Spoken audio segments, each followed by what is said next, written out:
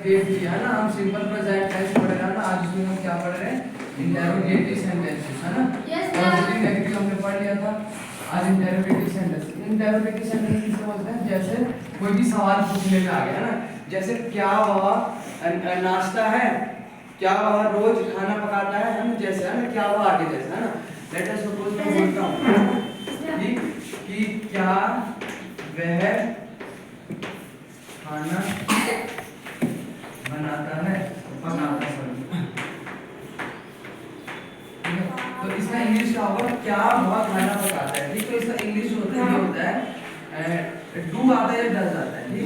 इसका जो रूल होता है, ठीक। इसका रूल होता है या तो पहले डू आएगा या डज आएगा, ठीक। उसके बाद आता है आपका सब्जेक्ट, ठीक। प्लस आपका क्या होता है? वर्ब। प्लस आता है आपका ऑब्जेक्ट, ठीक है। ओके क्या वह खाना पकाता है, तो क्या का मतलब हम क्या पूछे? प्रश्न। देखो डू या डज का यूज कब होता है? जब किसी प्रश्न का हल हाँ या ना में। जैसे बोले क्या वह खाना पकाता है, तो आप या तो हाँ बोलेंगे या तो ना बोलेंगे, तो यहाँ पे डू या डज आएगा, ठीक। इसके बाद इससे पहले भी ना WH वर्ड भी आ जाता है। क्या था? WH वर्ड जिसे बोले, ठीक।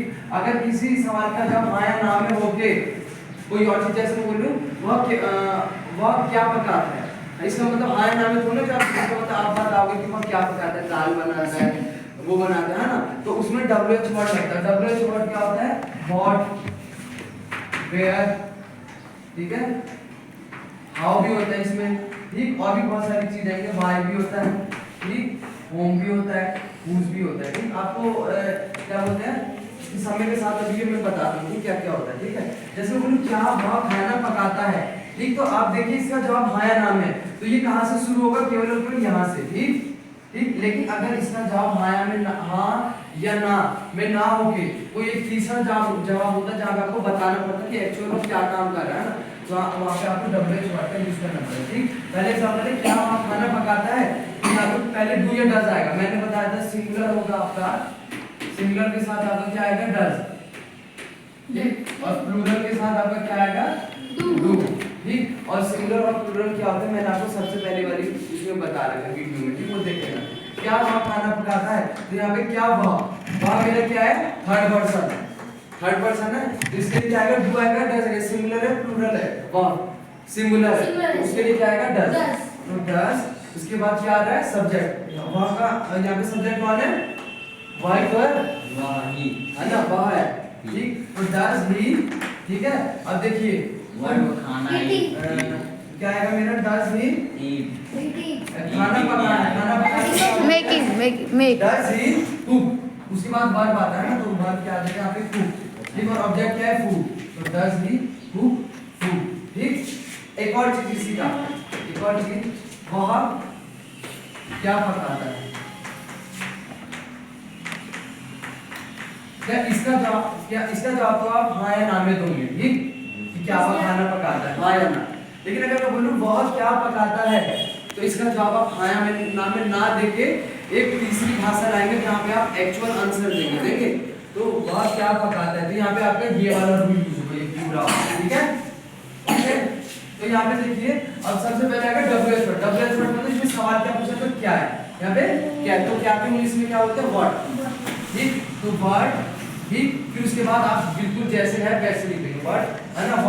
वह मतलब वह क्या मेरे? सिंगुलर है, तो व्हाट। उसके बाद डू या डज आएगा, तो यहाँ पे डू आएगा, डज आएगा, ठीक, क्योंकि प्लूरल है, तो व्हाट डज ही, है ना, व्हाट डज। उसके बाद आपका सब्जेक्ट प्लस वर्ब आता है, ही कुक, और यहाँ पे कोई ऑब्जेक्ट नहीं है, तो आपका ये का यही रहेगा, व्हाट डज ही कुक। क्या सब कुछ समझ में आया? कहाँ रहती है, ठीक, वह कहाँ रहती है, ठीक। तो इसका क्या बोलेंगे आप? इसे करके दिखाएं साहब, वह कहाँ रहती है ना। तो देखो इसका जवाब हाँ या ना में दे सकते आप, इसका जवाब हाँ या ना में दोगे, वह कहाँ रहती है, नहीं, आप इसका जवाब हाँ या ना में ना देके इसका जवाब एक्चुअल देंगे,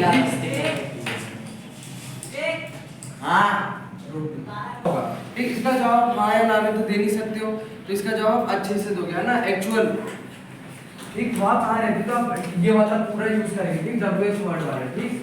WH वर्ड भी उसमें जुड़ेगा। तो यहाँ पे WH वर्ड का है कहाँ, क्या है कहाँ, ठीक। और कहाँ को इंग्लिश में क्या बोलते हैं, वेयर, क्या बोलते हैं वेयर, ठीक। वेयर के बाद आता है डू या डज। यहाँ पे सब्जेक्ट क्या है वह, ठीक। और वह क्या मेरा सिंगुलर है, यहाँ पे डज आएगा, ठीक।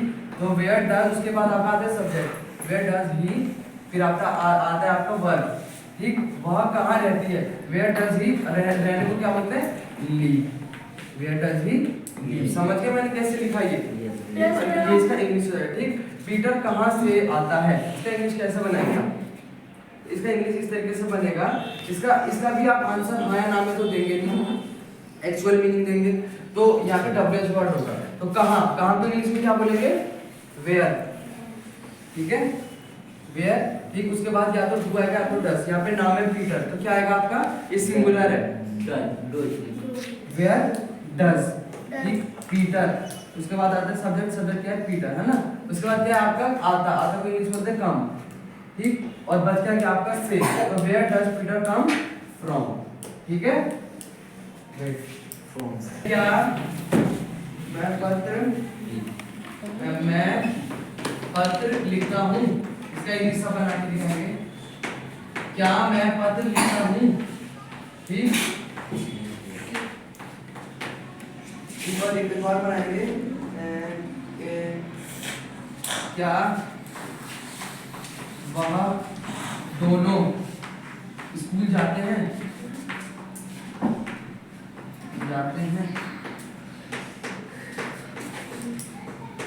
ठीक। इसका बना के दिखाएंगे सर।